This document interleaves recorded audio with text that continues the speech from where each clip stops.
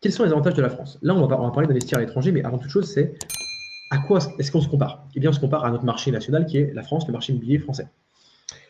Pourquoi est-ce que la France est un excellent marché pour faire de l'immobilier? Il y a plein de raisons. Honnêtement, la France, pour moi, c'est un des meilleurs marchés au monde. Et j'ai discuté avec beaucoup d'investisseurs. Et croyez-moi, c'est le cas pour plusieurs raisons.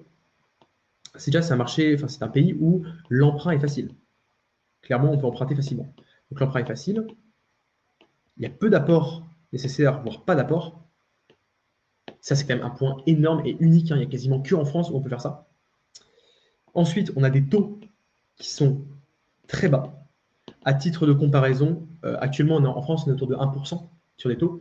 En Hongrie, par exemple, on est autour de 2,5-3%. Donc, c'est quand même 2,5 fois plus, voire 3 fois plus. C'est quand même énorme. Voilà. Donc, on a des taux qui sont très bas. On a un marché qui est très bon. En France, on a un marché qui est stable, en croissance, qui est bon. On a un cadre également. On a un cadre législatif qui est bon également, même si un petit peu en défaveur des propriétaires à cause des facilités pour les locataires, on va dire. Ça, c'est quelque chose de négatif, mais globalement, le cadre législatif est plutôt sécurisé. Ensuite, évidemment, c'est notre pays, donc au niveau monétaire, il n'y a pas de problème. Au niveau des taux de change, au niveau politique, c'est globalement assez stable. Donc, on n'a pas à se plaindre là-dessus, c'est un pays qui est développé, etc. Donc, globalement, le droit de propriété ne peut pas être remis en question. Ça, c'est quelque chose qui est important. Ce que je viens de dire, le droit de propriété, c'est quelque chose qui est très, très important. J'ai pris l'exemple tout à l'heure de la Thaïlande, par exemple, où vous ne pouvez pas concrètement acheter une maison, par exemple. En quoi c'est problématique? Puisque la base d'une relation, on va dire, capitaliste entre différents agents économiques, comme vous, comme moi, c'est le droit de propriété. S'il n'y a pas de droit de propriété ou s'il peut être remis en question, il n'y a aucune économie qui fonctionne en fait. Si vous n'êtes pas sûr que cette maison elle vous appartient, eh bien, vous n'avez aucune raison finalement d'investir, de vous développer, de faire quelque chose. Si par exemple, je vous dis du jour au lendemain, je vous dis par exemple, vous souhaitez acheter un bien immobilier, mais du jour au lendemain, l'État peut le récupérer pour lui. Du jour au lendemain, sans raison apparente, l'État pourrait reprendre votre bien. Est-ce que vous avez envie d'investir? Je pense que ce n'est pas le cas. Parce que vous allez vous dire, OK, je vais potentiellement mettre de l'argent dans un bien, potentiellement investir pour peut-être me faire récupérer mon bien plus tard par l'État, sans aucune raison. Eh bien, c'est le bon exemple puisque ça montre un droit de propriété qui n'est pas stable, qui n'est pas réel. Et c'est un gros problème. En France, on n'a pas ce problème-là, évidemment. Mais dans beaucoup de pays étrangers, c'est le cas. Surtout en tant qu'étranger, ce qu'il faut comprendre, c'est qu'en étant vous-même un étranger et en allant investir ailleurs, vous serez, dans la plupart des cas, toujours mis au second plan par rapport à un local.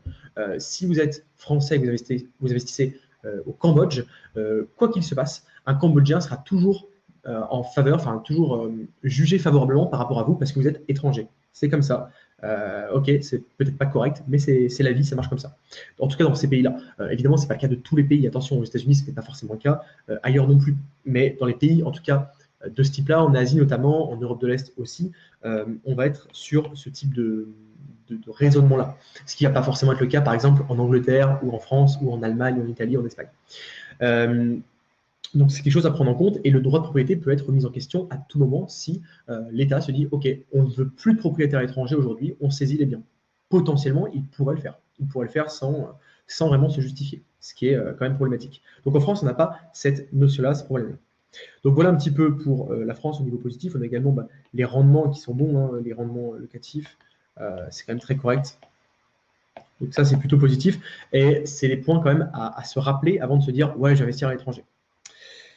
Maintenant qu'on a vu ça, on va voir maintenant les points négatifs, évidemment, qu'on va mettre en rouge.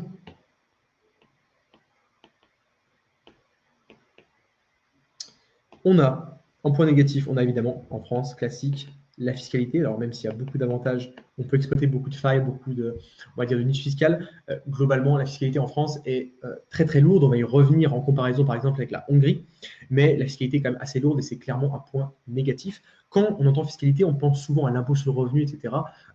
En réalité, il y a ça. Mais il y a aussi, bien sûr, tout ce qui a touché à la taxe foncière,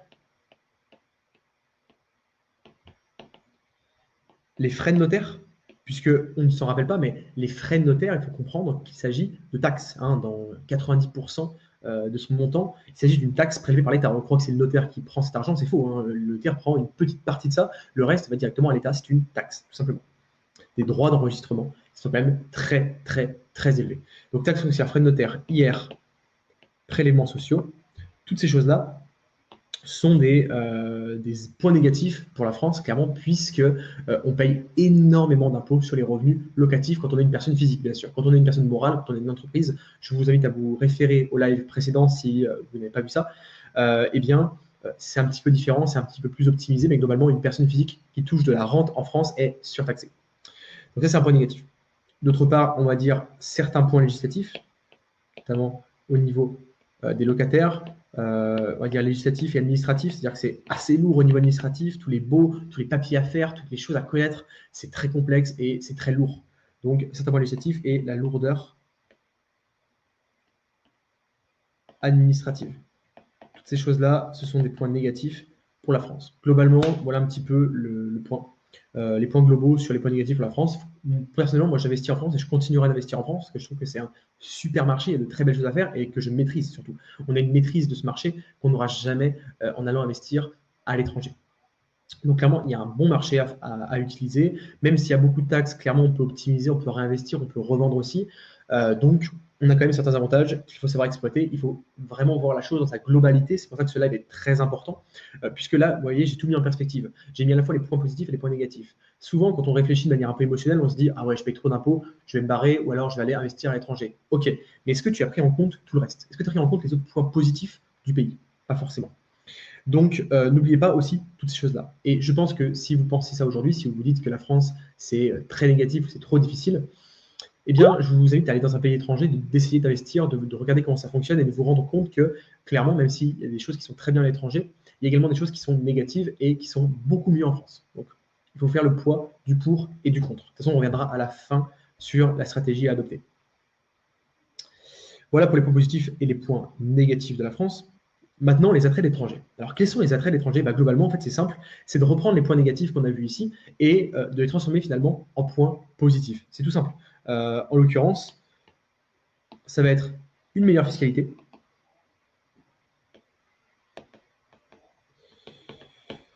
Ça va être également une législation